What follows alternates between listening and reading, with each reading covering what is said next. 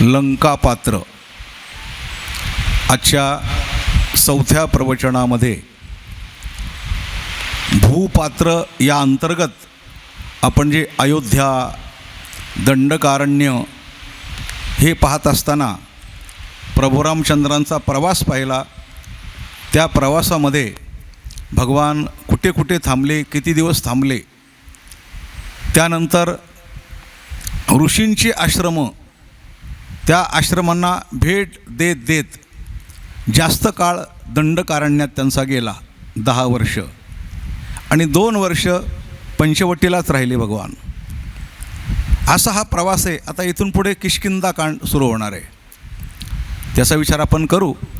पण एक एक पात्र निवडत असताना लंकाकांड, हे लंका काय आहे आपण ऐकू नये आतापर्यंत. लंका म्हणजे सोन्याची लंका, ज्यांच्या शेवटी का शब्द आहे ना, असं मोरारी बापू सांगत असतात बरं का. रामायणाचार्य मोरारी बापू सांगत असतात म्हणजे ज्यांच्या शेवटी का आहे ते सगळं कांचनयुक्त आहे म्हणे.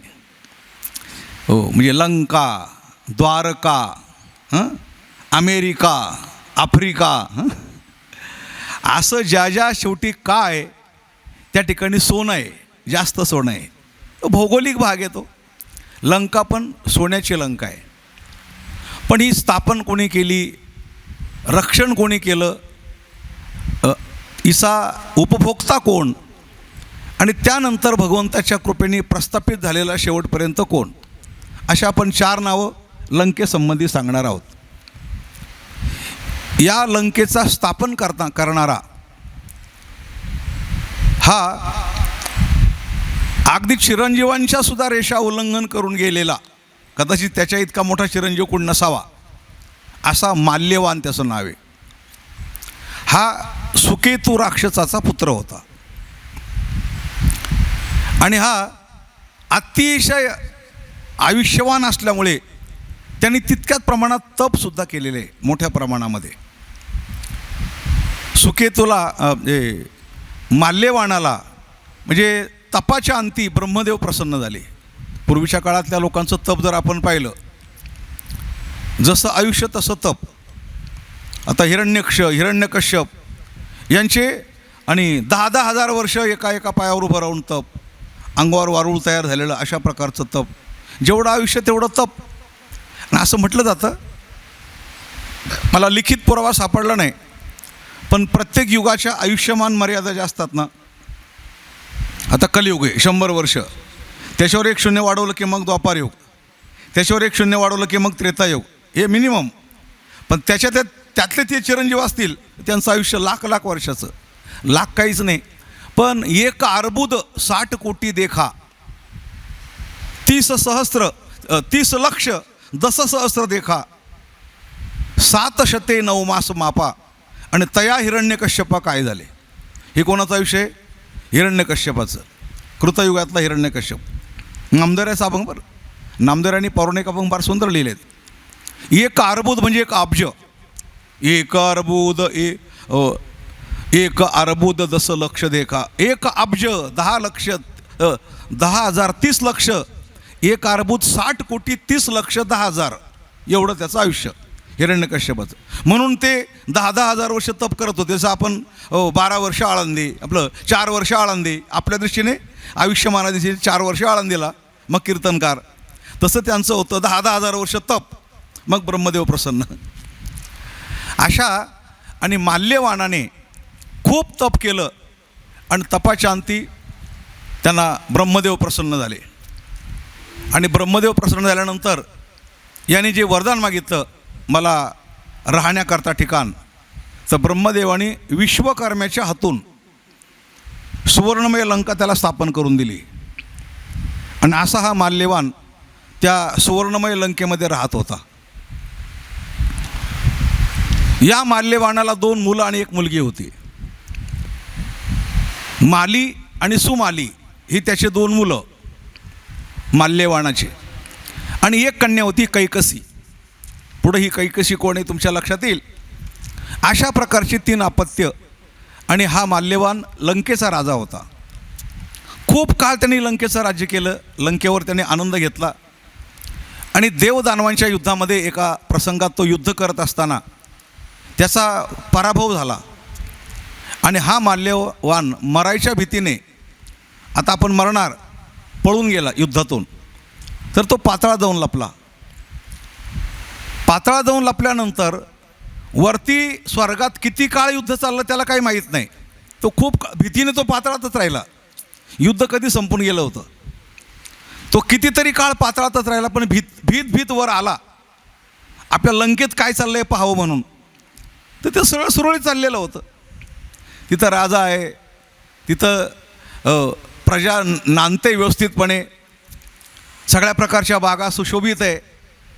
तो भीत लंकेत आला. त्याने विचार केला की आपल्यानंतर कोण राजा झाला या लंकेचा, आपण तर पळून गेलो होतो. आणि मग त्यांनी तपास काढला तर त्यावेळेला लंकेचा राजा हा विश्रवा राज्य करत होता. हा विश्रवा कोण म्हणाल तर ब्रह्मदेवाचा मुलगा पुलस्त्याचा मुलगा विश्रवा आणि मग विश्रव्याचा मुलगा रावण, अशा परंपरा आहे. म्हणजे रावणाच्या वडिलाचं नाव आहे विश्रवा, रावणाच्या आजोबाचं नाव आहे पुलस्त्य, रावणाच्या पंजोबाचं नाव आहे ब्रह्मदेव. ही रावणाची परंपरा आहे. आपण राक्षस वगैरे म्हणतो ते राक्षस वृत्तीनुसार नंतर झालेलं आहे, पण मुळामध्ये रावणाची वंश फार मोठा आहे रावणाचा. रावण हे पात्र आपण पाहू नंतर पुढे. तर मग माल्यवान त्याने ज्यावेळेला पाहिलं की आता लंकेचं राज्य विश्रवा करतोय, आपण कितीतरी काळ पाताळात लपून बसलो, मागे कोण आलं काय झालं आपल्याला काही माहीत पडलं नाही, पण ठीक आहे राज्य चांगलं करतोय, हे राज्य पुन्हा आपलंसंच व्हावं म्हणून त्याने काय केलं, आपली जी कन्या होती कैकसी ही त्याला देऊन टाकली आणि त्याच राज्यात राहू लागला. आता विश्रव्याला कैकसी ही पत्नी म्हणजे माल्यवानाची कन्या त्याला दिलेली आहे.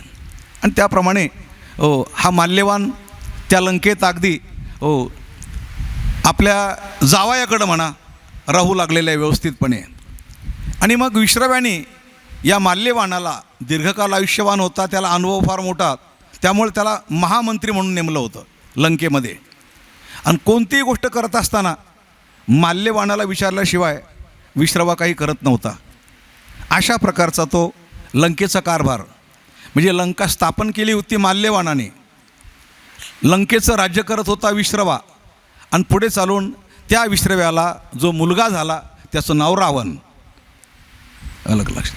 म्हणजे आतापर्यंत आपण रावण लंकेचा राजा लंकेश एवढंच पाहतो, पण त्याच्या आधी लंका स्थापन कोणी केली, ती रक्षण कोणी केली हे काही फारसं सांगितलं जात नव्हतं. पुढे रावण या लंकेचा राजा झाला. आणि मग माल्यवान हा त्याही लंकेमध्ये कितीतरी काळ, म्हणजे रावणाच्या मृत्यूनंतर सुद्धा माल्यवान होता. रावण 14 चौकड्या राज्य भोगून, 14 चौकड्या कळतात ना तुम्हाला, कृता त्रेता द्वापार कली म्हणजे एक चौकडी. आणि एक चौकडीमध्ये आयुष्य किती असतं, जसं एक हप्ता असतो ना, रविवार सोमवार मंगळवार बुधवार गुरुवार शुक्रवार शनिवार, असं तसं कृता त्रेता द्वापार कली. त्यापैकी कलियुगाचं आयुष्य 4,32,000, द्वापारयुगाचं 8,64,000, त्रेतायुगाचं 17,28,000, 12,96,000 आणि कृतायुगाचं 17,28,000, मिळून 43,20,000 हे एका चौकडीचं आयुष्य आहे. अशा 14 चौकड्या, म्हणजे तुम्हाला 43,20,000ला 14ने गुणलं पाहिजे. गुणाकार झाला की मला सांगा. इतकं आयुष्य रावण जगला, तरी त्या रावणाच्या काही काळ आधी माल्यवान होता आणि रावणाच्या मृत्यूनंतर सुद्धा होता. मग आता माल्यवानाचं आयुष्य किती ते पहा. इतके काळ ते जगत होते. म्हणून या सध्याच्या मन्वंतरामध्ये, वैवस्वत मन्वंतर आहे ना आता सध्या, हे तरी तुम्ही कधी कधी ब्राह्मण संकल्प सोडताना काहीतरी थोडं लक्ष, तुमचं जर लक्ष असेल बा ब्राह्मण काय बोलतो आहे नेमकं, तो त्यावेळेला जे बोलत असतो वराह कल्पे वैवस्वत मन्वंतरे अष्टविंशती महायुग हे सांगत असतो ना. आत्ता सध्या वराह कल्प चालू आहे. वराह कल्पातील वैवस्वत मन्वंतर चालू आहे. एका मन्वंतरामध्ये 71 महायुग असतात, त्यापैकी 28वां महायुग आता चालू आहे. हे 43 महायुग बाकी आहे या मन्वंतराचे. तर अशा आणि या वैवस्वत मन्वंतरामध्ये अतिशय दीर्घकाळ राज्य करणारा राजा म्हणजे रावणच म्हणायला पाहिजे. अशा प्रकारची त्याची लंका आणि अत्यंत सुशोभित होती. लंकेचं वर्णन जे केलेलं आहे ती सोन्याची होती. तिच्यामध्ये अनेक प्रकारचे सरोवरं, अनेक प्रकारचे नंदनवन आणि अशा प्रकारचं भरपूर वैभव संपन्न अशा प्रकारची ती लंका होती. आणि अशा लंकेमध्ये राज्य करत असताना त्याला रक्षण करण्याकरता लंकिनी ठेवलेली होती. लंकिनी म्हणजे लंकेच्या नावाने लंकेश, लंकिनी हे नावं समोर येतात. ज्यावेळेला मारुतीराय लंकेमध्ये शिरले त्यावेळेला त्या लंकिनीबरोबर मारुतीरायांचं युद्ध झालं. म्हणे तू कोण आहे तिथं? म्हणे मी इथं रक्षण करणारी, लंकेचं रक्षण करणारी लंकिनी राक्षसीन होती ती. तिचं ज्यावेळेला पूर्वचरित्र पाहिलं, तिचं हनुमंतरायाच्या हातून ज्यावेळेला तिचं हनन झालं त्यावेळेला तिचं पूर्वचरित्र ती यक्षिणी होती. यक्षिणी तिला शापानुसार आणि राक्षसीन व्हावं लागलं आणि ती लंकेचं रक्षण करत होती. ते म्हणे मी इथं चोराला मध्ये येऊ देत नाही म्हणे. मारुतीरायाला सांगितलं की मी लंकेचं रक्षण करते, कुठल्याही चोराला असं गुपचूपमध्ये शिरू देत नाही म्हणे. तेव्हा हनुमंतराय म्हणले तू तर एका चोराचं एक चोर तर मध्येच बसलेला आहे. सीतेला चोरून आणणारा चोर तो तर मध्ये बसलेला आहे आणि त्या चोराचं तू रक्षण करते आणि तुम्हाला काय सांगते म्हणूनसाठी. खरा चोर तर मध्ये बसलेला आहे. त्यावेळेला त्यांचं युद्ध वगैरे झालं. मारल्यानंतर तिला वरदान होतं, हो जर वानराच्या हातून तुझं हनन झालं तर समजायचं आजपासून पुढे लंकेचं पतन म्हणजे या लंकेच्या राजाचं पतन जवळ आलं असं वरदान होतं. तेव्हा लंकिनीने रावणाला इशारा देऊन टाकला होता की वरदानाप्रमाणे हो ज्या दिवशी मला हनन करणारा कोणीतरी वानर येईल तिथपासून पुढे लंकेच्या पतनाला आरंभ होईल. अशा प्रकारे लंकेचं भविष्य होतं. आणि अशा प्रकारची लंका की स्थापन करणारा माल्यवान, तिच्यावर राज्य करणारा विश्रवा, हो तिचा भोक्ता म्हणून कोणी असेल तर 14 चौकड्या म्हणजे रावण.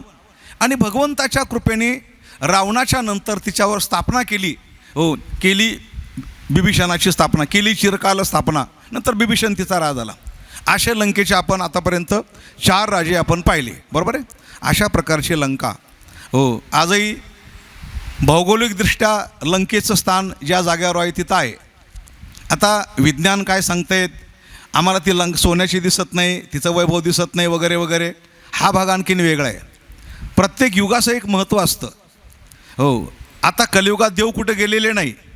जे माणसाच्या रूपाने माणसामध्ये भगवान कृष्ण परमात्म्याप्रमाणे प्रभू रामचंद्राप्रमाणे होते तर आज कलियुगात ते कुठे गेलेले नाही. पण कलियुगचा जो कलह प्रिय कली आहे, अत्यंत दूषित वातावरण, या दूषित वातावरण देवदेवता थांबत नाही, त्या मानवापासून दूर राहतात. पण आहे मात्र आहे तशाच असतात त्या, फक्त माणसापासून त्या दूर राहतात. बाकी देवदेवता ह्या तशाच राहतात. पुन्हा जेव्हा कलियुग समाप्त होतो 821 वर्ष बाकी राहतात असं वर्णन आहे भागवतामध्ये. त्यावेळेला भगवान कल्की परमात्म्याचा अवतार ज्यावेळेला होतो त्यावेळेला पुन्हा आपोआप माणसांची वृत्ती शुद्ध होती, कर्म शुद्ध होतात, हो आणि चांगलं वातावरण निर्माण होऊन परत देवदेवता परत आपल्यात नांदू लागतात, असं वातावरण परत होतं. म्हणजे खरं कलियुगाचं आयुष्य 4,32,000 नाहीच मुळामध्ये. आपण जे म्हणतो ना कलियुगाचं आयुष्य 4,32,000, पण तसं नाही आहे. ज्याप्रमाणे रात्र आपण 12 तासाची रात्र म्हणतो, पण 12 तासाची नसते. कारण दिवस माळवल्यानंतर सुद्धा 1 तास प्रकाश राहतो आणि दिवस उगायच्या आधीसुद्धा 1 तास प्रकाश आधी पडतो. म्हणजे तिचे 10 तास धरले पाहिजे की नाही, बरोबर आहे. तसं कलियुग लागल्यानंतर सुद्धा कलीचा प्रभाव कलियुगावर काही काळ पडत नाही. किती काळ? शुक महाराज म्हणतात राजा परीक्षिती, ज्या वेळेला चंद्र, सूर्य आणि बृहस्पती मघा नक्षत्रात प्रवेश करतात त्यावेळेला कलियुगाला आरंभ होतो. आणि हे सप्तऋषी मघा नक्षत्रातून पूर्वाषाढा नक्षत्रामध्ये प्रवेश करतात त्यावेळेला कलियुगाचे 1115 वर्ष होतात. आणि त्यावेळेला खाली नंद राजाचं राज्य चालू असतं. आणि तोपर्यंत कलियुगावर कलीचा प्रभाव नसतो. कलियुग असतं पण कलीचा प्रभाव नसतो. हो म्हणजे माणसं चांगले असतात, धार्मिक असतात, दयाळू असतात, प्रेमळ असतात, सत्यवादी असतात. असं आपण पाहिलं ना, हो की म्हणे धर्मरायाचं उदाहरण सांगितलेलं आहे, पुढं राजा परिस्थितीचे पण सांगितलेले आहे. धर्मरायाचं उदाहरण असं सांगितलं की म्हणे धर्मराजांनी कुठंतरी बाजारामध्ये एक कुलूप पाहिलं, लोखंडी एक वस्तू अशी एक गोलाकार, बाजूला अशी चावी पडलेली. तर धर्मराजाने त्या विक्रेत्याला विचारलं हे काय आहे? म्हणे कुलूप आहे, कुलूप. ते कुलूप म्हणजे माझ्या राज्यामध्ये मी कुलूप हा शब्द काय ऐकलाच नव्हता म्हणे. हे कुलूप म्हणजे काय? म्हणजे कुलूप म्हणजे घराला लावावं लागतं म्हणे. म्हणे का बरं? म्हणे ते घर जर लावलं नाही ना तर मग चोर वगैरे येतात म्हणे. धर्माजाला मोठा धक्का बसला की माझ्या राज्यामध्ये कुलूप लावण्याची वेळ आली म्हणजे बहुतेक कलियुग आता जवळ आलेला आहे. मी तिथून कुलपाला तयारी सुरुवात झाली. नंतर लोक कुलपं लावायला लागले अलग लक्षामध्ये. आता आपल्या दिवशी ते काय कुलूप म्हणजे महत्त्व नाही. आपण तर हो हे कोणत्या कंपनीचं कुलूप आहे, याला किती चाव्या लागतात, किती बलवान आहे, हो याला खोलणारा कोणी चोर तर असे. आता पुढच्या गोष्टी वेगळ्या आहेत. 1115 वर्षापर्यंत कलीचा प्रभाव नसतो. हो आणि तिथून पुढे नंदराजानंतर मग चंद्रगुप्त मौर्य, बिंदुसार, अशोक सम्राट हे राजे पुढे पुढे पुढे चालून मग संघर्ष अनेक प्रकारचा होतो. नंतर पुढे आत्ताच्या काळात तर कलीचा पूर्ण प्रभाव येत आहे ना. आत्ता सध्यामध्ये धर्म किती शिल्लक राहिला आहे हो आणि किती आपण काय करतोय फार अवघड आहे हो. कलीचा मोठा प्रभाव आहे. तर याप्रमाणे या सर्व देवदेवता त्याही काळात होत्या, आजही आहे, पुढे राहणार, पण कलियुगात सूक्ष्म रूपाने राहतात. तर याप्रमाणे हा आणि लंकेचा जो भाग आहे हा सोन्याचा होता हो. आज तिथं सोनं दिसत नसलं तरी रामायणामध्ये जे पौराणिक जे वर्णन आहे त्या वर्णनाप्रमाणे लंका ही वैभव संपन्न नगरी होती हो. देवदेवतांची नगरी होती. अनेक प्रकारच्या गोष्टी त्या ठिकाणी घडत होत्या हो. अशा प्रकारे हा लंकेचा भाग आहे. आता लंकेच्या नंतर आपण रावण नावाचं पात्र पाहतोय. रावण नावाचं पात्र पाहत असताना रावणाचा वंश, रावणाचं तप, रावणाचं आयुष्य, रावणाची दक्षता या सगळ्या गोष्टींचा विचार केला पाहिजे. आणि एवढं सगळं रावणाचं असूनसुद्धा एक अहंकार त्याला किती पतनाला कारण ठरवू शकतो. आता वंश म्हणाल तर ब्रह्मदेवाचा पणतू, पुलस्त्याचा नातू, विश्रव्याचा मुलगा, ही रावणाची परंपरा आहे. ही गोष्ट आपण कायम सांगत असतो. कीर्तनात मोठे मोठे कीर्तनकार सांगत असायचे. रावण जेव्हा जन्माला आला ना त्याला ब्रह्मदेवाला नारद सांगायला गेले होते. अहो म्हणे तुम्हाला पणतू जन्माला आला आहे, आता पणतू पाहण्याचं भाग्य तुम्हाला मिळतं आहे. ब्रह्मदेवाचं हो म्हणे जरा थोडंसं एक बहिर्दिशेला जाऊन येतो, मी शंशेला जाऊन येतो आणि लगेच तयार होऊन पंतवाचं मुख पाहण्याकरता जातो. ब्रह्मदेव जेव्हा जाऊन आले ना तर नारदाचा दुसरा चक्कर झाला. म्हणे का तुम्ही गेले नाही पंतवाला पाहण्याकरता? हे निघालो. आता काय निघून काय करता म्हणे, रावण मेला. म्हणजे साधारणतः असा विचार करा, माणसाला बहिर्दिशेला जाऊन यायला ठीक आहे कमीत कमी 15 मिनिट धरा, 15 मिनिट कमी. त्या ब्रह्मदेवाच्या 15 मिनिटामध्ये खाली 14 चौकड्या संपल्या. म्हणजे 14 चौकड्या, जसं तास काटा फिरत असताना तास काटा एका रेषेपासून तर दुसऱ्या रेषेपर्यंत जाईपर्यंत मिनिट काट्याचे 2 चक्कर होतात की नाही, होतात ना, तशा प्रकारे. आता मिनिट काटा एका रेषेपासून दुसऱ्या रेषेपर्यंत जाईपर्यंत सेकंड काट्याचे पूर्ण चक्कर होते नाही. म्हणजे तारीख बदलेपर्यंत सेकंड काटा किती फिरतो तर त्या तारखेच्या काट्याप्रमाणे ब्रह्मदेव, तास काट्याप्रमाणे इंद्रादिक, मिनिट काट्याप्रमाणे चिरंजीव हो, आणि सेकंड काट्याप्रमाणे आपण भराभर जन्मायचं मरायचं आणि तेवढ्या वेळामध्ये काय लग्न करायचं, कपडे घ्यायचे, जमिनी घ्यायच्या, बँकेत पैसे टाकायचे, काढायचे, भराभर मरायचं एक दिवस पटकन. तर तेवढ्या वेळामध्ये आपण काय काय करतो त्या सेकंड काट्याप्रमाणे जन्म मरण, पुनरुपी जननम, पुनरुपी मरणम, पुनरुपी जननी, जठरे शयनम, इह संसारे खलु दुस्तारे, कृपया पारे पाहि मुरारे, दिनमभिरजनी सायं प्रात शिशिर वसंतो पुनरायातः काल क्रीडती गच्छत्या उस्तत पिन मुंचत्याशा वायू. शंकराचार्यांनी म्हटलं त्याप्रमाणे दिवस आहे, रात्र आहे हो. सेकंड काटा फिरत असतो, तो मिनिट काट्याला फिरवत असतो, मिनिट काटा फिरत असतो, तो तास काट्याला फिरवत असतो, तास काटा तारीख बदलवतो, तारीख बदलल्यानंतर त्यानंतर हो महिना बदलतो, महिना बदलला की कॅलेंडरचं पान बदली होतं, त्यानंतर पुढे शतक बदलतं, त्यानंतर युग बदलतात, नंतर मन्वंतर बदलतात, नंतर कल्प बदलतात. हे सगळं एका तासा माझी कोटी वेळा सृष्टी आणि होता जाता दृष्टी पाहे तुझी, असं सगळं घडत असतं. तेव्हा मोठ्यांचं सगळं मोठंच असतं. अशा प्रकारे ब्रह्मदेवाला हो पंतवाला भेटायला जायचं होतं, पण त्या विनोदाप्रमाणे शंशाला जाईपर्यंत ब्रह्मदेव संपला असं वर्णन आहे. तर आपली काय कथा आहे त्यामध्ये, काहीच नाही. अशा प्रकारचा रावण जगला 14 चौकड्या हो. नामदेवराय म्हणतात 99 सहस्र राया दशरथा 14 चौकड्या लंका नाथा, तेही गेले स्वर्गपंथा, मागे सर्वथा नुरलेशी. ही जे वर्णन असतात ना, तर बहिष्कृत वर्णन, तिरस्कृत वर्णन, पुरस्कृत वर्णन आणि स्वीकृत वर्णन असे त्याचे आपण 4 प्रकार करतो. बहिष्कृत म्हणजे वर्णन करायचं नसलं तरी समोर आल्यानंतर बोलावं लागतं, है ना. आता रंभा आणि शुकाचा संवाद आहे. शुक महाराज त्यागाचं वर्णन करतात, रंभा भोगाचं वर्णन करते. तो विषय माहीत होतं त्याला, मला 1 तास लागतो सांगायला, ते फार मोठं आहे, ते प्रकरणच मोठं आहे त्याचं. हो, त्यावेळेला शुकाने त्यागाचं वर्णन करत असताना जे वर्णन केलं त्यावेळेला रंभा भोगाचं, अरे ती काय त्या त्यागाला घेऊन बसला, बघ मी किती सुंदर आहे, बघ माझं कंबर कसं आहे, बघ माझं अंग कसं आहे, मी किती गोरी वगैरे. आता हे जे वर्णन आहे, पिनस्तनी चंदन चर्चितांगी विलोल नेत्रा तरुणी सुशीला नालिंगिता प्रेम भरेण येन वृथागतम तस्य नरस्य जीवितम. 10-12 श्लोक येते. हे श्लोक फक्त माणसाने वाचावे, विश्लेषण करू नये आणि स्पष्टकरण करून लोकांना निरूपण करून सांगू पण नाही. कीर्तनकार शहाणा असेल तर, बरं का, नाहीतर मी लहानपणी काही कीर्तन, मी नाव सांगत नाही बरं का, पण असं कीर्तन करायचे ना तर लोकांना घरची बायकोची आठवण होईल, अशा प्रकारची गोष्टी आहे. काय ते कीर्तन करण्यात काय अर्थ येतं. हो, भोगाचं वर्णन करू नये, आलं का लक्षामध्ये. श्लोक आहे, ठीक आहे ना, मग याला आपण बहिष्कृत वर्णन असं म्हणायचं. वर्णन आहे, श्लोक पण आहे, पण याला काय करायचं, बहिष्कृत. बरं, आता काही लोकांना तिरस्कृत आहे, वर्णन आहे कुठंतरी आहे, पण ते करताना तुकाराम महाराज फक्त हात झटकले, काय पाप पुण्य दोन्ही वाहाती मार्ग, स्वर्ग नरक भोग याची आहेत म्हणे. काय ते तिरस्कृत वर्णन आहे. आम्हाला काय त्याचं वर्णन करून काय करायचं एवढं. बहिष्कृत झालं, तिरस्कृत झालं. आता पुरस्कृत, काही ठिकाणचं वर्णन फक्त त्याचा पुरस्कार केलेला आहे. नामदेव महाराज मंदोदरीचं स्वप्न सांगतात. स्वप्न कोणाचं, मंदोदरीचं. वर्णन कोण करतंय, नामदेव महाराज.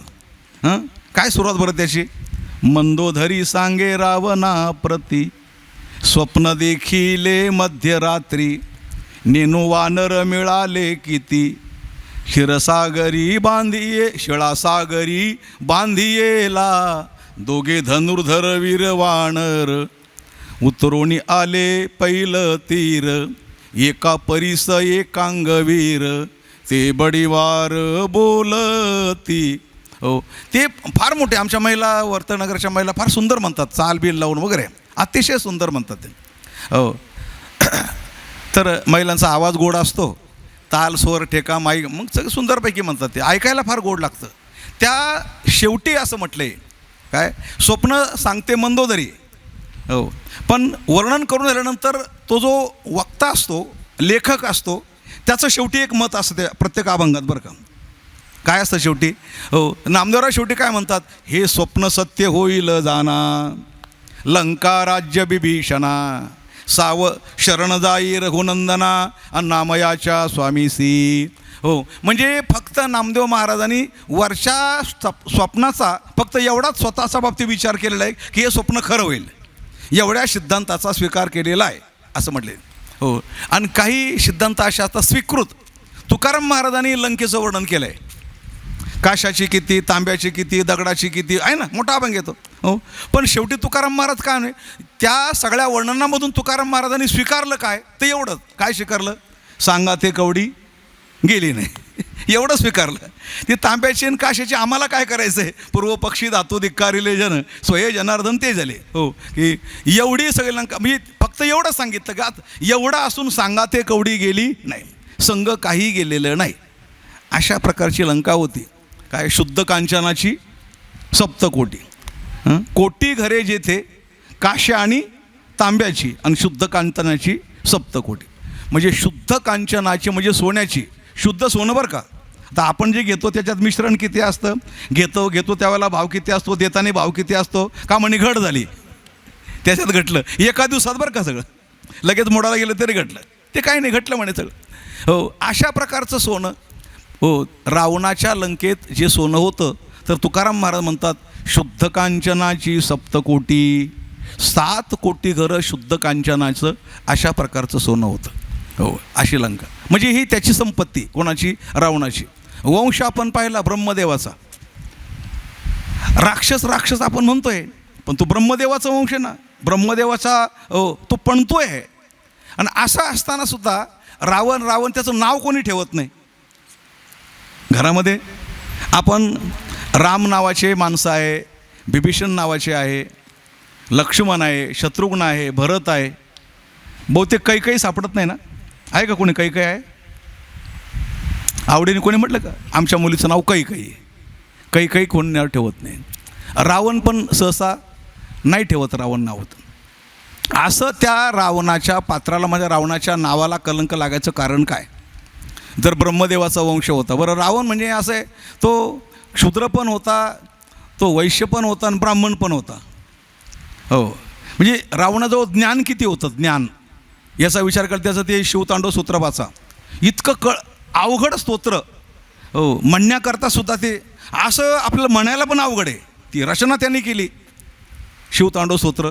तो ज्ञानी पण तितकाच मोठा होता. त्याने ज्यावेळेला मंदोदरीबरोबर संवाद झाला ना रावणाचा, ती म्हणते, अहो बिभीषण शरण गेला, तुम्ही शरण जा. रामाला शरण गेला तर तुम्हाला जीवदान मिळेल, तुमची कीर्ती होईल, तुम्ही रामाचे भक्त व्हा. तर रावणाचा आणि मंदोदरीचा संवाद नावाचा एक अभंग आहे. त्या अभंगाबद्दल बऱ्याच कीर्तनकाराचा संभ्रम आहे. हो, अभंग कसा आहे? मनशी बिभीषण शहाणा, परी तो महामूर्ख जाना. काय तो रामाशी भेटला, भेटून रामाशी नाही झाला. जरी तो झाला लंकापती, नाश पावेल कल्पांती. नामया स्वामी ते जाणोनी, आणि अवघा रामाची होईन. बऱ्याच लोकांना माहीत नसल्यामुळं बरेच लोक म्हणतात, नामदारे असं म्हणतात, काय मनशी बिभीषण शहाणा, परी तो महामूर्ख जाना. असं नामदेवराय नाही म्हणत. कोण म्हणतंय? रावण म्हणतोय. कोणाला बोलतोय? मंदोदरीला. म्हणजे एखादा अभंग काय म्हणतो यापेक्षा त्यात अभंगाचा करता काही म्हणत नसतो. अभंगाचा करता कुणाचा तरी संवाद सांगत असतो की असं रावण म्हणतोय, हो बिभीषण मूर्ख आहे. म्हणजे आपण बिभीषणाला भक्त म्हणतो, बरोबर ना? आणि रावण बिभीषणाला काय म्हणतो? मूर्ख. अरे त्याने फक्त लंका प्राप्त करून घेतली.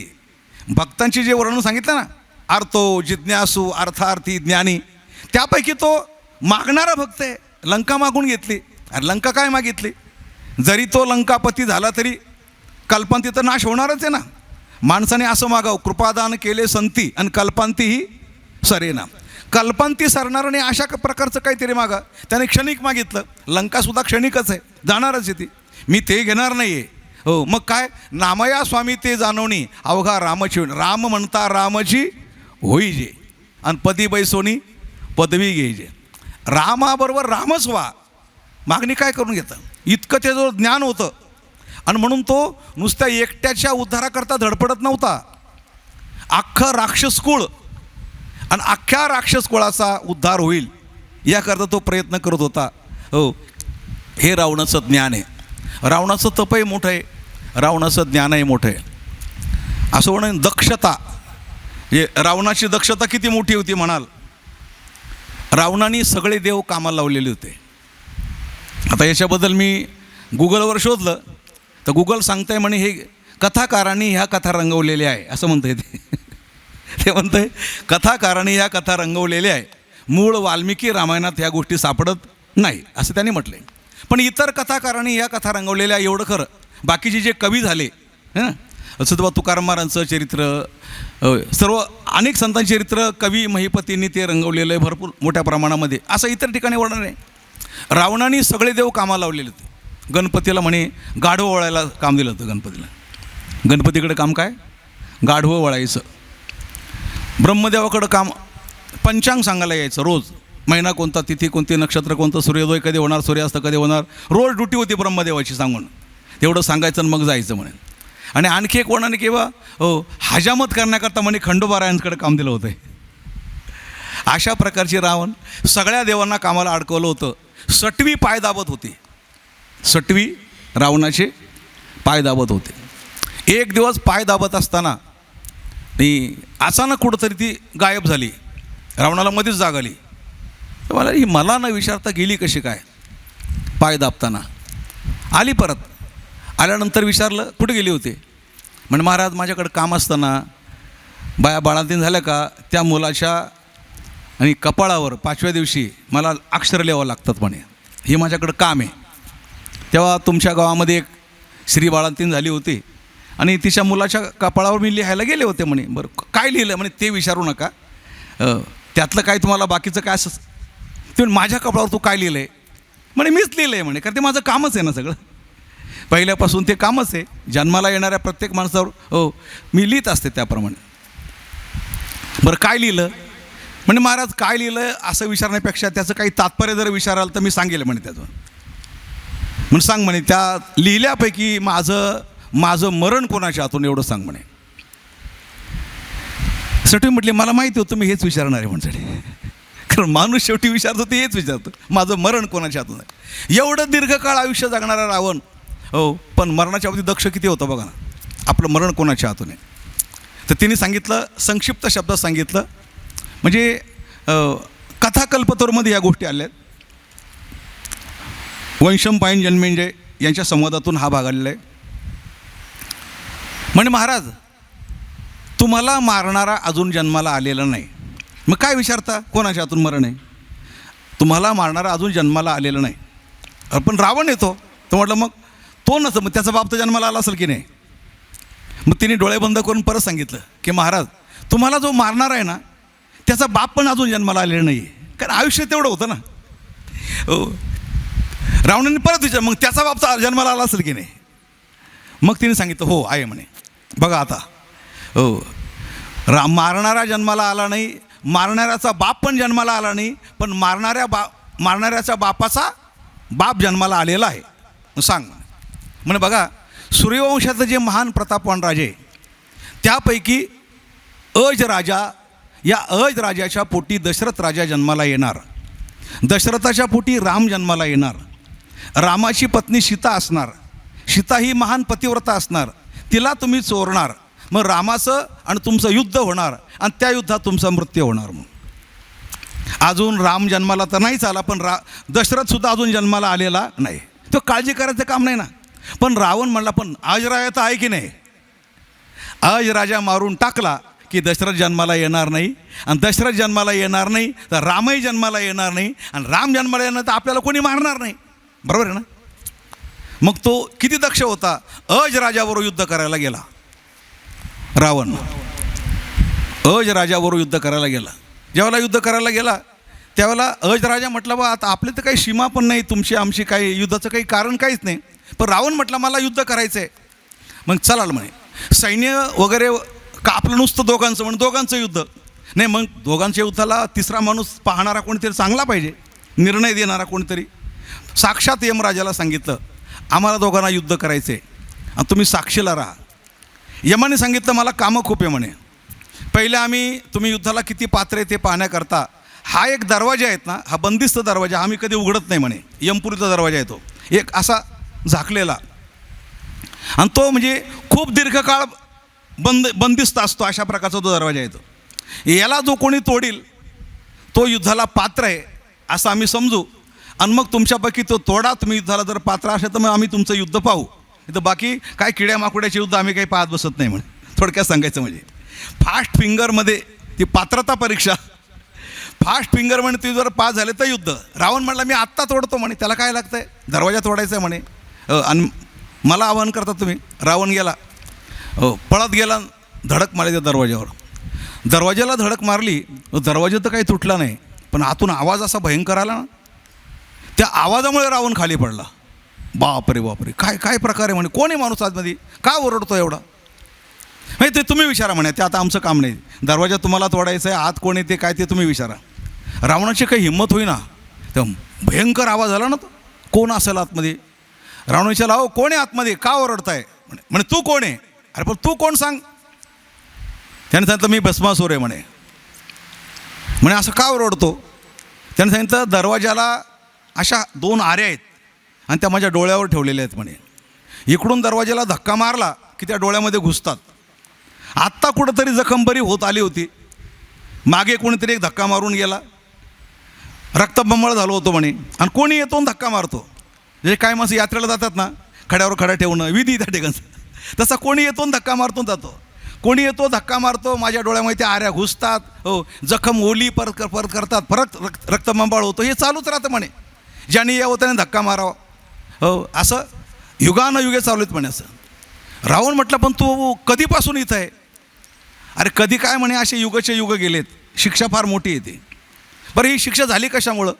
त्याने सांगितलं जगन्माता पार्वतीकडे मी वाईट नजराने पाहिलं होतं, कारण भस्मासुर आहे ना तो. जगन्माता पार्वतीकडे वाईट नजराने पाहिलं आणि त्याचा परिणाम मला ही शिक्षा झाली की या डोळ्यावर त्या आऱ्या ठेवलेल्या आहेत आणि कोणी धक्का मारतो आणि मला जखमी करतो म्हणे. भयंकर यातना होतात म्हणे. पण रावण म्हटलं ही तुझी यातना संपणार कधी? म्हणे या जागेवर दुसरा कोणी आला तर संपल म्हणे. जवळजवळ आपण रावणापर्यंत चाललो आहे आता बरं का, जवळजवळ रावणापर्यंत चाललो आहे. हो, या जागेवर दुसरा कोणी आला तरच ते संपणार आहे. मग तुला काहीतरी सांगितलं असेल कोणीतरी की तुला ही यातना इतके इतके दिवस भोगायची आहे आणि तुझ्यानंतर कोणी या जागेवर येणार आहे. हां म्हणे माहिती आहे मला. म्हणे कोण काय माहिती आहे? म्हणे मला अशी खबर लागलेली आहे, म्हणजे आता आता मीडियामधून खबर आली, मला अशी खबर लागलेली आहे की अयोध्येचा सूर्यवंशीय प्रतापवान राजा अज, त्या अज राजाच्या पोटी दशरथ राजा जन्माला येणार, दशरथाचे पोटी राम जन्माला येणार, रामाची पत्नी पार्वतीप्रमाणे ती पण जगन्माता असणार. जसं मी पार्वतीकडे वाईट नजराने पाहिलं तसं त्या जगन्माता सीतेकडे वाईट नजराने पाहणारा एक रावण जन्माला येणार आणि तो रावण हो या जाग्यावर येणार आणि माझी सुटका होणार म्हणूनसाठी. हे कोणाला सांगत होता? प्रभू रामचंद्र भगवान की जय. रावणाचे हातपाय गळाले. रावण म्हटला युद्ध कॅन्सल करून टाका म्हणे, आता पुढं जायची काही गरज नाही. रावण या बाबतीमध्ये, मरणाच्या बाबतीमध्ये दक्ष पण तितकाच होता. रावण अहंकारामुळे गेला. रावणाचं जे पात्र आपण म्हणतो ना, कबीर महाराजांनी एक दोहा लिहिला आहे, जणू काही तो रावणाच्या अंतकाळासाठीचे असं म्हणायला हरकत नाही. माता मरी एक फल, पिता मरे फल चार, भाई मरे तो हानी है, कहे कबीर विचार. रूपक असं आहे, आई मेली तर एक फल, बाप मेला तर चार फलं, पण भाऊ मरू नये. आई केव्हा तरी जाणारच, कारण आपण कुणाला आई आयुष्यभर पुरत नाही, बरोबर आहे ना. आई आपल्याला आयुष्यभर पुरत नाही. काही भाग्यवान असतात. आता आमच्या मातोश्री गेल्या तर तात्यांना मी फोन केला होता, तर तात्या म्हटले जमणं फार अवघड आहे. पण नंतर तात्यांचाच फोन आला 1-2 तासानंतर. तेव्हा आम्ही बरेच कीर्तनकार बसलो होतो. ते अमृत जोशी महाराज माझ्यासमोर बसले होते, फोन बिन घेऊन चाललो होतं. ते तुमचा फोन आला, त्यांनीच पाहिला. हो बापरे, तात्यांचा फोन आहे म्हणे, घ्या. आणि मग तुम्ही तात्याने मला सांगितलं मी येतो महाराज, मला कीर्तन करायचं आहे. आणि तात्या स्वतःहून बोलले हो मी कीर्तन करणार. कीर्तनात तात्या बोलले होते की तुम्ही भाग्यवान आहे. त्यावेळेला माझं वय 68 तरी असेल. 68 वर्षापर्यंत ज्याला आई पुरली ते भाग्यवान माणसाचं लक्षण आहे की नाही. आणि तुमच्या पुढं सांगायला मला आनंद पण वाटतो की आम्ही 7 भाऊ 3 बहिणी. अलग लक्षात, आमच्या आईचा जीव पण बाटलेला नाही, म्हणजे वशट आपण खाल्लं म्हणतात मांसाहार वगैरे, जीव पण बाटलेला नव्हता. अशा प्रकारच्या त्या होत्या.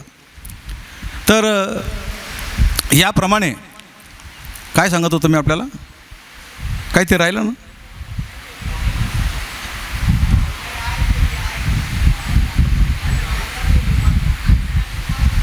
नाही तुम्ही सांगा, आवाज येत नाही मला इथपर्यंत. आई, बरोबर. माता मरी एक फल, पिता मरे फल चार. माता मरी एक फल. अध्यात्माच्या दृष्टीने माया नावाची माता मरण पावली ते एक फल म्हणजे मुक्ती. माता मरी एक फल. आता पिता मरे फल चार. बाप जर मरण पावला म्हणजे अहंकार नावाचा बाप, माया नावाची आई मरण पावली तर मुक्ती नावाचं फल प्राप्त होतं. अहंकार नावाचा बाप मरण पावला हो तर 4 फलं, धर्म अर्थ काम आणि मोक्ष. पिता मरे फल चार. पण भाई मरे तो हानी आहे. भाऊ जर मरण पावला तर हानी, म्हणजे भाऊ मरू नये. ज्यावेळेला रावण अंतकाळाच्या वेळेला रामाचा बाण लागून पडला त्यावेळेला संवाद आहे शेवटचा की म्हणे रामा तुझ्यापेक्षा मी सगळ्या बाबतीत मोठा होतो. माझं आयुष्य मोठं, माझी ताकद मोठी, माझा परिवार मोठा, शक्ती मोठी, शौर्य सगळं मोठं होतं, तरी आज मी तुझ्या हातून मरतोय. याचं कारण फक्त मला एकच दिसतंय की अंतकाळामध्ये तुझा भाऊ तुझ्या बरोबर आहे सावलीप्रमाणे, आणि अंतकाळात माझा भाऊ माझी साथ सोडून निघून गेलेला आहे. हेच माझ्या शेवटाचं पतन आहे. प्रभू रामचंद्र भगवान की. म्हणून म्हटले भाई मरे तो हाणी. कलियुगामध्ये भावाभावांची भांडणं होतात आपण पाहतो, पण टिकवता आलं तर बंधुप्रेम टिकवलं पाहिजे. बंधुप्रेम, रामायण म्हणजे काय? बंधुप्रेम. ते भरताचं असेल, ते लक्ष्मणाचं असेल, पण हे जगाला हे दाखवलं सगळं. आणि रावण तिथं हरला की मी माझ्या भावाला माझ्याजवळ ठेवू शकलो नाही, कारण त्याच्या म्हणण्याप्रमाणे मी वागलो नाही.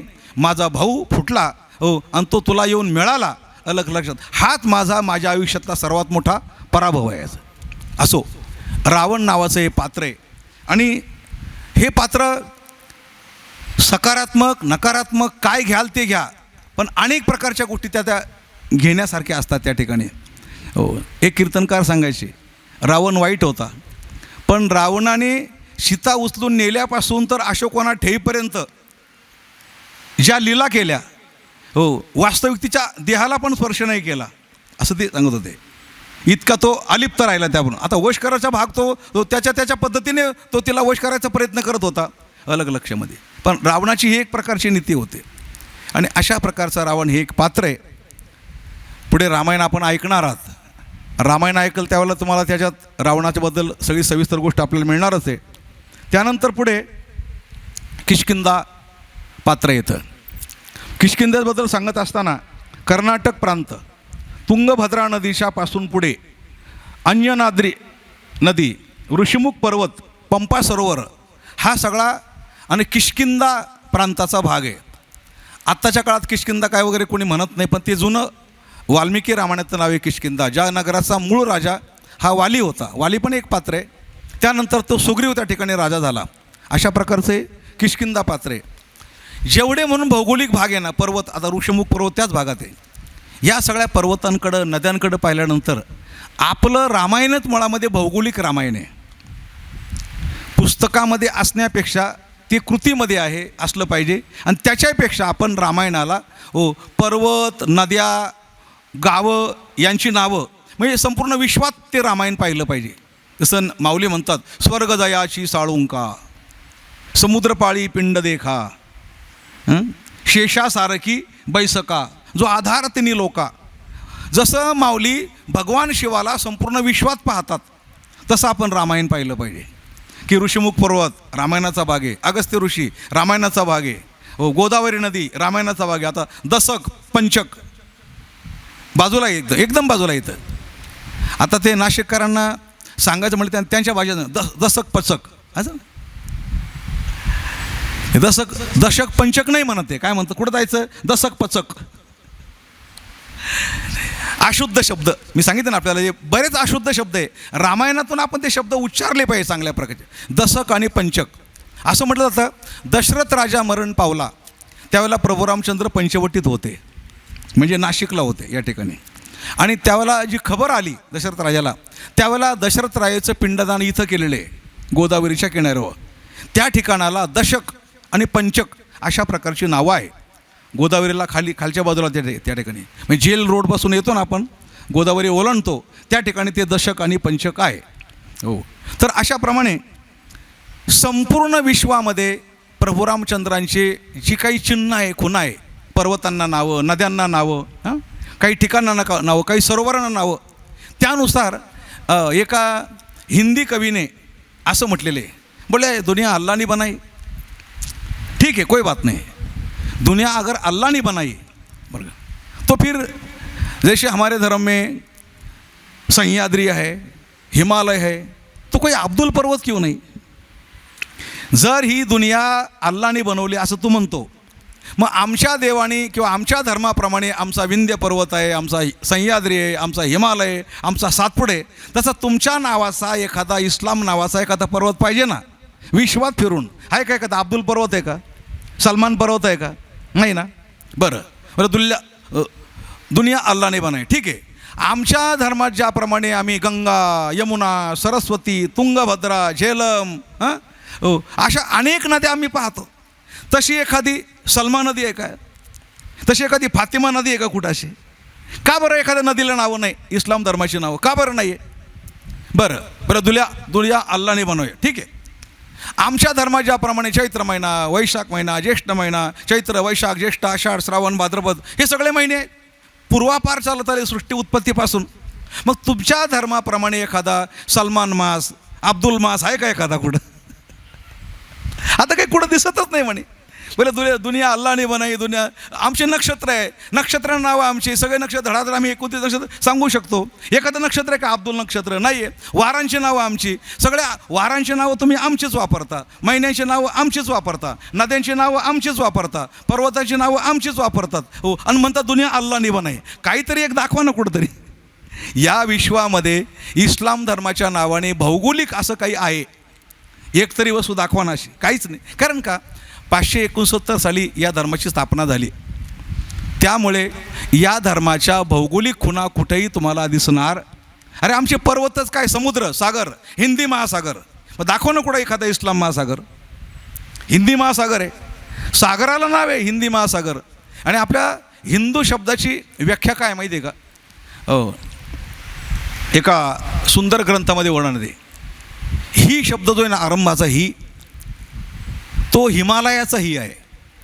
आणि दू हा इंदू सरोवराचा आहे. इंदू हिमालयम तु समारभ्यम यावत इंदू सरोवरम तम देवनिर्मितम देशम हिंदुस्थानम प्रचक्षते. प्रभू रामचंद्र भगवान की. एवढं तरी तुम्ही लिहून घेऊन जावा बरं का. काय? ही हिमालयाचा अंदू इंदू सरोवराचा. हिमालयम तु समारभ्यम यावत इंदू सरोवरम. बऱ्याच वेळेला लोक विचारतात ना, वेळात काढतात का तुम्हाला काही माहीत नसतं ना. काय हिंदू म्हणजे काय? हिंदू म्हणजे काय आहे का कुठं अभंगात? कुठं तुकोबाराच्या अभंगात हिंदू शब्द आहे का? माऊलीच्या ज्ञानेश्वरीत कुठं हिंदू शब्द आहे का? अरे तो हिंदू शब्द पुराणापासून चालत आलेला आहे. हिमालयम तु समारभ्यम यावत इंदू सरोवरम. अशा प्रकारे भौगोलिक खुणा आहे. प्रभू रामचंद्रांच्या संपूर्ण भौगोलिक खुणा आहे. म्हणून आपण 3 प्रवचनात हा उल्लेख वारंवार करत आलो की गावांची नावं असतील, पर्वतांची नावं असतील, नद्यांची नावं असतील. हो, तर आमच्या रामायणामध्ये ही सगळ्या प्रकारची नावं आहे. आणि याप्रमाणे भौगोलिक रामायण, हो, भौगोलिक खुणा, भूपात्र या नात्याने आपण बोलत आलो. आता पुढे किष्किंधाकांड पाहत असताना किष्किंधाकांडमध्ये वाली आणि सुग्रीव. किष्किंधाकांडचा मूळ राजा वाली. हा वाली म्हणजे वृक्षराज याच्या सूर्यापासून झालेला वाली आहे. आलं का लक्षामध्ये? ज्यावेळेला आणि सूर्यदेव वृक्षराज नावाच्या त्या स्त्रीकडे पाहिल्यानंतर, स्त्री नाही येते आपण, पण सुंदरतेकडे पाहिल्यानंतर वीर्यपतन झालं आणि केसामध्ये ते वीर्याचा थेंब पडला. केसामध्ये, केसाला आपण हिंदीमध्ये बाल म्हणतो, बाल. आणि त्यापासून झाला तो बाली. बाली म्हणजे वाली. नंतर आपल्या केसात काय पडलं म्हणून वरती पाहिलं तर इथं दुसरा थंब इथे पडला, तो ग्रीव. ग्रीव म्हणजे सुग्रीव. वाली आणि सुग्रीव अशा प्रकारचे हे 2 बंधू आहे, महान प्रतापवान. वाली सुग्रीव म्हणजे महान प्रतापवान. पण अशा असताना किष्किंधेमध्ये गैरसमज. आता ते हे पण 2 भाऊच आहे ना. दुदुंभी नावाचा राक्षस होता आणि दुदुंभी नावाचा राक्षसाचं वालीचं काय मुद्दा व्हायचं. ठराविक ठिकाणापर्यंत वाली त्याला पराभूत करत असायचा. हो, एक वेळेला दुदुंभी राक्षसाचं आणि वालीचं इतकं घनघोर युद्ध झालं. ते युद्ध करत करत एका गुहेमध्ये गेले. खरं म्हणजे त्या गुहा आजही विद्यमान कुठंतरी आहे, शोधायला पाहिजे. शिक्षित माणसांनी याचा विचार करून भौगोलिकदृष्ट्या जांबुवंत राहत होता ती गुहा कुठं, वाली राहत होता ती गुहा कुठं, मुचकुंदा राहत होता ती गुहा. नुसता गुहाविषयी जरी निवडला गुहा तरी त्याच्यावर सुंदर अशा प्रकारचं लिखाण होऊ शकतं. मी ते वास्तव रामायण पाहिलं, बराचसा भाग त्याने संशोधन केलेलं आहे पविवर्तक यांनी त्या ठिकाणी. तर याप्रमाणे वाली आणि दुदुंभी राक्षसाचं भयंकर युद्ध झालं आणि ते आतमध्ये युद्ध चाललं होतं. सुग्रीव राखण होता. सुग्रीवने विचार करता हे किती दिवस चालतं रे, किती दिवस काय कळत नाही. तो बसून राहिला बाहेर, खूप दिवस झाले. शेवटी त्याने विचार केला आपल्याला घरी जायचं आहे, घर पण बघायचं बाकीचं. हो, आपल्यानंतर परत या गुहेमध्ये दुसरा कोणी येऊन माझ्या भावाला त्रास देऊ नये एवढ्या करताना भला मोठा पर्वत आणला, दगड आणला आणि त्या गुहेच्या तोंडाशी लावून दिला, म्हणजे दुसरा कोणी येणार नाही. हो, आणि राखण बसला. थोड्याच वेळामध्ये हो आतून रक्त बाहेर यायला लागलं. ते रक्त याचं कारण वालीने दुदुंभी राक्षस मारला त्याचं रक्त होतं. पण सुग्रीला असं वाटलं खलास, एवढं रक्त बाहेर म्हणजे माझा भाऊ मरण पावला. त्याने असा ग्रह करून घेतला की माझा भाऊ बाली मरण पावला, आता काही शिल्लक राहिलं नाही, आणि तो घरी गेला आणि नित्याप्रमाणे तो राज्य करू लागला. मग त्याची वालीची पत्नी तारा आधी तो बाहेर यायच्या दगड होता. अरे हा दगड कोणी लावला? सुग्रीव कुठं गेला? त्याने दगड लावला. त्याच्या मनात कपट आलं. त्याच्याप्रमाणे का हो मी बाहेर येऊ नये, इथंच मरून जावं म्हणून त्याने दगड लावलं आहे. तो दगड वगैरे बाहेर करून आला आणि ज्यावेळेला सुग्रीवकडे आला, दोन भावांचं घनघोर युद्ध झालं आणि त्या युद्धात वाली कोणाला आटपत नव्हता, महान बनवाल होता. या म्हणजे वानरांचं जे वर्णन आहे बालीचं वगैरे असं महाभयंकर वर्णन आहे. हो तो रावणासारख्यांना वगैरे काहीही समजत नव्हता, अशा प्रकारचा तो वाली आहे. मोठं वर्णन त्यांचं रामायणात आपण ते सगळं पाहणार तुम्ही सगळं ऐकायला मिळणार तुम्हाला, पण मोठं वर्णन आहे त्या ठिकाणी. आणि अशा प्रकारचा हा बाली ज्यावेळेला सुग्रीवावर युद्ध करतो त्यावेळेला सुग्रीव पराभूत होतो. बरेच वर्ष सुग्रीव राज्यापासून वंचित राहतो. कदाचित देवाचीच काहीतरी कृपा असेल. असा सुग्रीव राज्यापासून वंचित असलेला इकडून प्रभू रामचंद्र सीताहरण झाल्यानंतर ज्यावेळेला दोघांची भेट होते, त्या भेटीनंतर दोघं एकमेकाला मदत करून त्यानंतर सुग्रीवच्या मदतीने आणि वालीचा वध करून भगवान सुग्रीवाला राजा बनवतात. त्यानंतर मग किष्किंधेचा राजा सुग्रीव होतो. हा दुसरा भाग येतो. याप्रमाणे आपण किष्किंधा कांड पण जरा काही प्रमाणात पाहिलं. जांबुवंत हे एक पात्र आहे. जांबुवंत म्हणजे ब्रह्मदेवाच्या जांभईपासून झालेला, त्याला म्हणायचं जांबुवंत. हा किती पराक्रमी होता म्हणाल, आयुष्य किती होतं तर जांबुवंत हा फक्त आपल्याला कृतात्रेता द्वापारापुरता नाही मानता येणार किंवा परशुराम अवतारापुरता नाही मानता येणार. त्याच्या आधी वामन अवतारात जांबुवंत सांगतोय असं बरं का. लंकेसाठी उड्डाण करण्याकरता तो रामाला सांगतोय की म्हणे मी पण आता उड्डाण केलं असतं, पण आता मी म्हातारा झालो म्हणे. मी ज्यावेळेला तरुण होतो ना, वामन अवतार ज्यावेळेला झाला, भगवान वामन ज्यावेळेला बळीच्या दारामध्ये गेले आणि बळीने 3 पाऊल पृथ्वी देण्याचं कबूल केलं, त्यावेळेला 3 पाऊल मोजत असताना, भूमिग्रहण करत असताना मी पहिला पाऊल टाकला, दुसरा पाऊल टाकला, संपूर्ण विश्वामध्ये मी आणि मोठा आकार धारण केला 3 पावलात पृथ्वी ग्रहण करण्याकरता. तर वामन भगवंतानी 3 पावलात पृथ्वी ग्रहण करण्याकरता जे विश्वरूप धारण केलं होतं, त्या विश्वरूपाला तेवढ्याच लहान काळामध्ये आणि जांबुवंताने 3 प्रदर्शनं घातलेलं आहे तेवढ्याच काळात बरं का. भगवान काही फार काळ होते असं नाही, फक्त मापण्यापुरते 3 पाऊल टाकले होते. डोंगरे महाराज म्हणतात ना, म्हणायचे असं, ते म्हणायचे दाता ज्यावेळेला दान करतो त्यावेळेला तुमचं रूप लहान आणि 3 पाऊल द्यायचे ठरवले की तुमचं रूप महान. हो अशा प्रकारे ते विनोद सांगायचे वगैरे. मग याचकाने सुद्धा असं करू नये दात्याकडं. दात्याला इतकं त्रास देऊ नये म्हणे. तो बिचारा द्यायला तयार झाला 3 पावलं, तर त्याला काय माहिती तुमची 3 पावलं एवढे मोठे आहेत ते. तुम्ही तुमचं खायचं तोंड वेगळं आणि दाखवायचं तोंड वेगळं. आता तुम्ही विश्वरूप धारण करतायत, विनोद सांगायचे ते. आणि याप्रमाणे जांबुवंत म्हणतो आता मी शक्तिहीन आहे. आता विचार करा, जो जांबुवंत रामायण काळामध्ये म्हातारा होता, तो जांबुवंत द्वापारयुगात पण होता. म्हणजे म्हातारपण तरी किती लांबलचक असायला पाहिजे सगळं. आणि नुसता होता नाही, भगवान कृष्णाच्या काळामध्ये हा जांबुवंत ज्या गुहेमध्ये राहत होता त्याला लग्नाची मुलगी होती एक, तिचं नाव जांबुवंती. सप्ताह फार चालू आहे मोठा आज त्या ठिकाणी. आणि सूर्यवंशी महाराजांचं कीर्तन आहे. शिक्षक आपल्या आळंदी शिक्षण संस्थेचे, त्यांनी काय केलं आहे, पाठीमाग पडदा लावला आहे ना, पडदा त्याच्यावर जांबुवंत तयार केला आहे मोठा.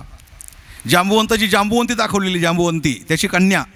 हो, आणि ती भगवान कृष्णाला समर्पण करत असताना शमंतक मणी आणि जांबुवंती अशा दोन्ही समर्पण करतोय असा तो पडदा पाठीमागं लावला आहे. कारण आपण ज्यावेळेला भागवत पाहतो ना, त्यावेळेला त्याच्यातला एक महत्त्वाचा भाग असा आहे, डोंगरे महाराज सांगायचे की भगवंताने 16,108 विवाह केले, पण एकही विवाह मनाप्रमाणे नाही केला. म्हणजे दुसऱ्याच्या इच्छेने केला, आपल्या स्वतःच्या इच्छेने अजिबात केला नाही. आता रुक्मिणी स्वयंवर म्हणजे काय, तिचं बळजबरीने लग्न शशुपाळावर लावत होते म्हणून जाणं भाग पडलं, त्यांना आणावं लागलं, युद्ध करावं लागलं. पर्याय नव्हता ना, पर्याय म्हणून केले सगळे. प्रत्येक लग्नाच्या वेळेला भगवंतानी आपल्या मनाने लग्न केलेलं नाही, काहीतरी अडचण होती, रुक्मिणीची अडचण होती, जांबुवंतीची अडचण होती, सत्यभामेची अडचण होती आणि म्हणून केले. असं भागवत लोकांनी ऐकलं पाहिजे की भगवंताला म्हणून कृष्ण नव्हे भोगी, शंकर नव्हे जोगी. तर जांबुवंतीच्या वेळेला काय झालं होतं, तर सत्राजित राजाला आपला बंधू प्रसेन हा कृष्णानेच मारला अशा प्रकारचे त्याला शंका आली होती. आणि कारण नसताना सत्राजित राजाने आळ घेतला भगवंतावर की माझ्या भावाचा वध कृष्णानेच केला. भगवान कृष्णाने शेवटी हा प्रसेन कुठं गेला होता, शमंतक मणी घेऊन तो माग काढला, त्यानंतर शिवाबरोबर युद्ध झालं, तिथून पुढे माग काढला, त्यानंतर त्याला तो माग लागला जांबुवंताचा, तो माग काढत गेला तर गुहेमध्ये गेला. आणि गुहेत गेल्यानंतर बघतो तो जांबुवंत होता. कोणीतरी माणूस आपल्या गुहेत आला, त्याने काही ओळखलं नव्हते. राम अवतारातला राम आणि आता कृष्ण. राम अवतारात हा जांबुवंत म्हटला होता की म्हणे युद्ध झालं, पण तुम्ही लढले, मला लढायला मिळालं नाही, कारण मला मल्लयुद्ध कळायचं होतं आणि असा कोणी भेटला नाही म्हणे, त्यामुळे माझी युद्धात हाऊस झाली नाही. ती हाऊस पुरी करण्याकरता भगवान आले होते. दोघांचं युद्ध सुरू झालं. याने मणी मागितला, म्हणे मणी वगैरे काय मिळणार नाही म्हणे. युद्ध झालं. आता त्यावेळेचा म्हातारा 8,84,000 वर्ष झाल्यानंतरही अजून म्हाताराच येतो आणि म्हातारपणामध्ये युद्ध करतोय. 27 दिवस युद्ध झालं. 27 दिवस भगवान कृष्णाचं आणि जांबुवंताचं किती, 27 दिवस अहोरात्र बरं का. ते असं का नाही प्रवचनाची वेळ झाली आता घरी जा परत या, असा प्रकार नाही तो. 27 दिवस अहोरात्र लढले आणि 28व्या दिवशी जांबुवंताला असं वाटू लागलं की एखादा मानव आपल्याबरोबर 28 दिवस अहोरात्र लढतोय, थकत नाही, नक्की हा कोणीतरी अवतारिक पुरुष असायला पाहिजे असं मनात यायला लागलं. तो विचार करू लागला की भगवान परत एक ठोसा मारायचे, लांब त्याला फेकून द्यायचे, तो परत उभा राहायचा. हा तो तर नाही ना राम अवतारातला ज्यांनी रावण मारला तो. असं भगवान काय विचार करतो, परत यायचं उचलायचं ना आपटायचे त्याला. अशी त्याची हाऊस केली ना, वर न्यायचं ना आपटायचं, वर न्यायचं ना आपटायचं, फेकून द्यायचं लांब. असा जांबुवंत थांब हे मारायचं बंद कर, मला एक सांग, तू तो तर नाही ना राम अवतारामध्ये आपण ज्यावेळेला रावणाला मारलं, सैन्य केलं, हा तोच आहे म्हणे. अहो मग थांबा ना जरा, काय हाडं मोकळे गेले पार सगळे, अगदी एवढं मारून घेतलं, सांगायचं ना तसा ते. म्हणे तू काय बोलला होता, युद्ध झालं पण माझं अंगाची कसकस गेली नाही, मग आता झाली का पुरी, चांगली हाऊस झाली म्हणे. मग शमंतक मणी काढ, कारण माझ्यावर आळ आला आहे. त्या प्रशांतला मारलं, म्हणजे प्रसेनला मारलं शिवाना मारलं तू, आणि मणी तुझ्याकडं आला, कारण नसताना माझ्यावर आळ आला. मणी कोणाकडं ना आळ कोणावर, मणी दे. जांबुवंत म्हटला युद्धात मी हारलो पण मणी नाही मिळणार म्हणे का, आमची पद्धत आहे, मणी हा फक्त आम्ही हुंडा म्हणून देऊ शकतो. प्रभू रामचंद्र भगवान की, हुंडा म्हणून देऊ शकतो, तसं कसं काय देणार म्हणे हुंडा म्हणजे माझी मुलगी आहे लग्नाला, माझ्या मुलीबरोबर लग्न कर म्हणे.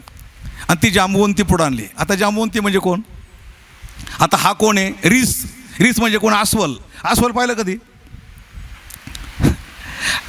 अस्वल कसं असतं माहिती ना, सगळ्या अंगाला केस वगैरे असतात, ते तोंड कसं असतं, पूर्वी ते दाखवायला असं गावोगाव फिरायचे बघा ते अस्वल घेऊन, पैसे मागायचे वगैरे अशा प्रकारे. अस्वल पाहू शकत नाही आपण. मग मुलगी पण तशीच होती, तिला नंतर रूप प्राप्त झालं ते, तिला म्हणजे रूप जे प्राप्त झालं ते नंतर प्राप्त झालं, पण ती अस्वलीनेच होती आपण. आणि मग भगवंताने तिचा स्वीकार केला. म्हणजे तिच्या सकट नुसता मणी तुला मिळणार नाही, माझ्या मुलीवर लग्न केलं तर तुला मणी देतो. मग मुलीला समर्पण केलं, तो मणी तिला भगवंताला समर्पण केला अलग लक्षामध्ये. म्हणून आमचे संत महात्मे फक्कड असतं बोलायला बरं का. ते घाबरत नाही कोणाला, काय बाकी सगळे घाबरतात, संत घाबरत नाही. कबीर महाराज म्हणतात, काय देवा म्हणे, अरे तुला इकडे एवढ्या बाया कमी पडल्या होत्या का, 16 सहस्र औरत काना गोकुल में खेला, राधिका को छोडके रिसन को भूला. राधिका को छोडके रिसन म्हणजे रीस नावाची असलेली जांबुवंतीवर लग्न केलं. हा जांबुवंत नावाचं जे पात्र आहे ते सुद्धा रामायणामध्ये आणि फार मोठं आहे, त्याचं आयुष्य पण फार मोठं आहे. याप्रमाणे आपण अजून जटायूचं पात्र पाहणार आहे, कैकईचं आपण पात्र पाहणार आहे, त्यानंतर दशरथ राजाचं पात्र पाहणार आहे, जनक राजाचं पात्र पाहणार आहे. जेवढं शक्य आहे तेवढं आपण पुढं आणण्याचा प्रयत्न करू. आज बऱ्याच पात्रांचा विचार केला. परमपूज्य तात्यांनी आपल्याला ही सुवर्णमय संधी प्राप्त करून दिलेली आहे की आपण या निमित्ताने कुठंतरी खोलवर जाऊन चर्चा चिंतन करायचा प्रयत्न करतो. तर आज झालेली सेवा जांबुवंतांपर्यंत तुमच्या चरणी समर्पण करतो आणि या सेवेला पूर्णविराम देतो. पुंडलिक वरदा हरिविठ्ठल श्री ज्ञानदेव तुकाराम पंढरीनाथ भगवान की जय. विठ्ठला विठ्ठला विठ्ठला विठ्ठला विठ्ठला विठ्ठला विठ्ठला विठ्ठला विठ्ठला विठ्ठला. पुंडलिक वरदा हरिविठ्ठल श्री ज्ञानदेव तुकाराम पंढरीनाथ भगवान की जय. माऊली ज्ञानेश्वर महाराज की जय. जगद्गुरु तुकाराम महाराज की. प्रभु रामचंद्र भगवान की जय. पवनसुत हनुमान की जय.